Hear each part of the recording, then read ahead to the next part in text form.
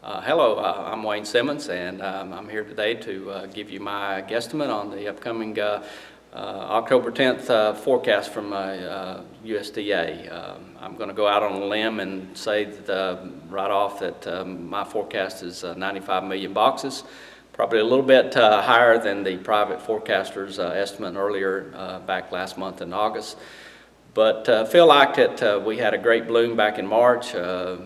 Was a very uniform bloom, and tree conditions and weather conditions that we had in the spring and summer even things out, and trees are in good health compared to previous years. And so I feel like we had a pretty good fruit set size-wise. I've had some smaller fruit sizes in the summer when rains kind of slowed down, but still think we going to have a good crop. So that's my forecast. I think that somewhere around 95 million boxes. So I'm going out on that limb. So hopefully you other prognosticators will do the same and come up with your forecast as well, so we can all compare come October 10th. Thank you.